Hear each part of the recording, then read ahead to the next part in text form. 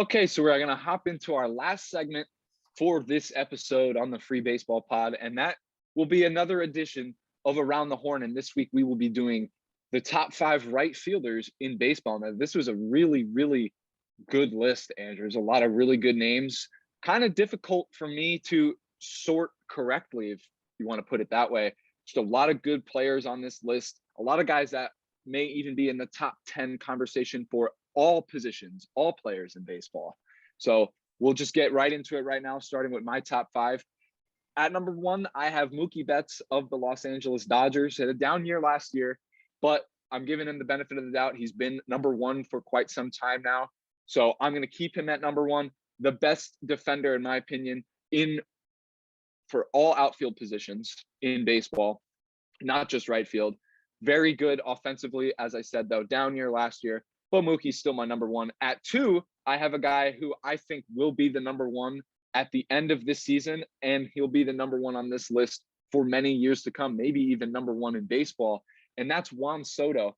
Now, Juan is an incredible hitter. Everyone knows that. But one thing that I really want to point out that has really upped his game is that his defense has significantly improved since his debut year in 2018. He had 4 defensive runs saved in 2021. It was the first time he was in the positive figures in his career. Every other year before then, we were seeing negative numbers. We were just thinking, oh, he's kind of mediocre defensively. He's just really a good stick to have in the lineup. But no, Soto is becoming a much more complete player, and he's only 23 years old. So happy to see where he ends up later in his career. At 3, this is a guy that will be competing with Juan Soto for both of their entire careers, and that's Ronald Lacuna Jr.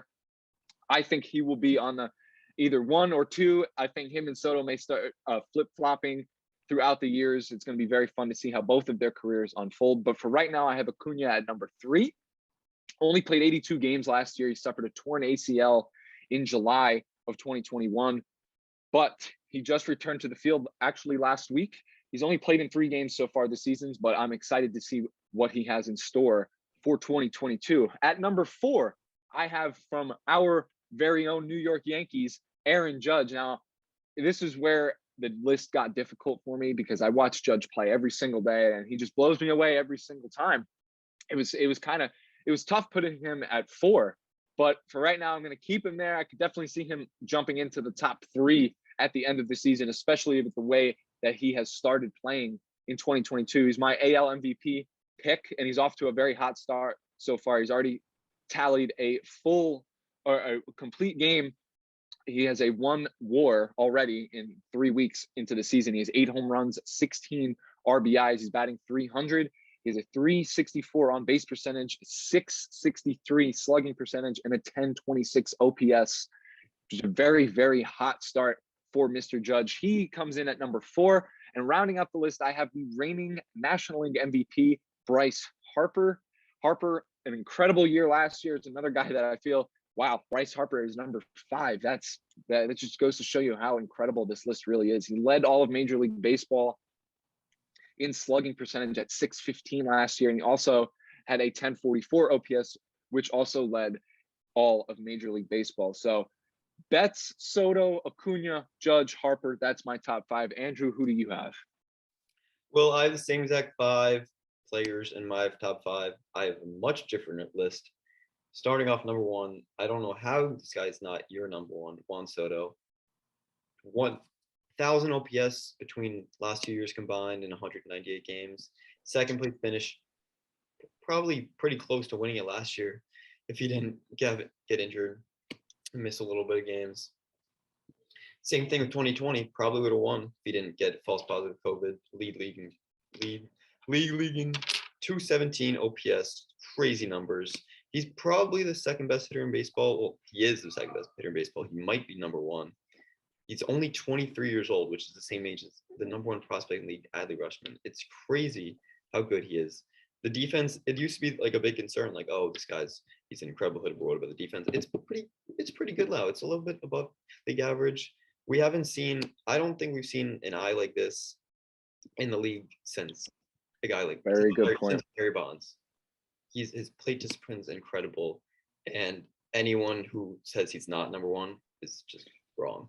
145 walks to 93 strikeouts last year. That's impressive at 23 years old. Wow. It's crazy. He's the next Ted Williams.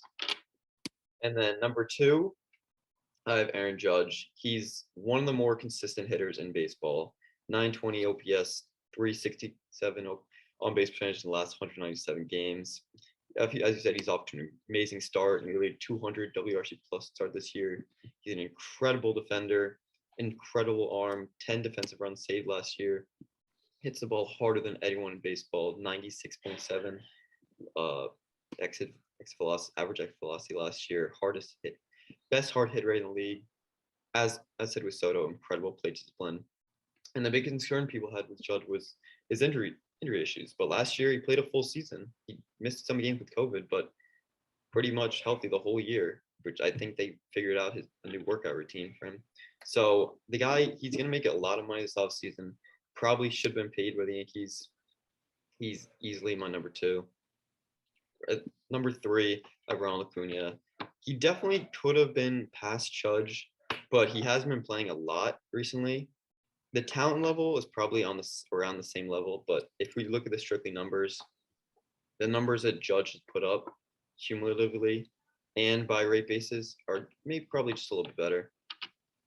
Obviously, advanced peripherals back up all his great stats, back to bat average, back to WOBA, 987 OPS in 40 games in 2020. He's a complete 5-tool player. He's one of the fastest players in baseball. He's an above average outfielder, and he's only 24 years old. And then number 4, I have Mookie Betts. I don't know how you have him at number 1. He really hasn't been exactly the same since his Big Ten war season with the Red Sox in 2018. Yes, he was pretty good in 2020. Had a down year last year. He's obviously dealt with some injury issues that make it tough for him to get in a groove. Yeah, he's a pretty good fielder, probably the best arm in baseball. But I just don't see him being the number 1 talent-wise, numbers-wise anymore. And then number 5, same as you. The only spot we agree on here, Bryce Harper. Crazy how the player who won MVP last year is number 5 on the list. 5 worst season, over 1,000 league leading OPS. What definitely does keep him down is his fielding. He's not as good of a fielder. If it wasn't for that, he probably could have had a chance of being over Mookie, or maybe even Acuna on my list. And he's like I said with Soto, he's probably second best eye in baseball, always walks, maybe always up there 1-2 walk percentage every single year. And that's my list. Yeah, Andrew, I think the right field position, it's a very interchangeable list. I feel like my list could have gone very similarly to how yours was constructed. But for me, Mookie, I'm giving him the benefit of the doubt. I said that in the beginning of my list, and I was just like, this is a guy who has been at the top for quite some time now. And I do think this is going to be it for him after the end of this year. I'm going to give him the number 1 nod right now, but I do think Soto is going to take that spot over very easily. I know you already have him there, but I'm going to give it to Mookie because you never know. He could have another very good and explosive season that will make people think, well, maybe he is still in that number 1 conversation. But as I said, interchangeable list, lots of big and great names, just great baseball players, all around baseball players in right field. So it was a lot of fun making this list. Lots of great numbers, great statistics, and all 5 of these guys you can expect to be in some kind of big name, big award conversation down the line this year. They all have that kind of talent, whether it be the MVP, Silver Sluggers, Gold Gloves. It's going to come down to these top 5 guys. So great list from you, Andrew. Like I said, again, interchangeable. I think it could have gone either way for myself. But that'll wrap up this segment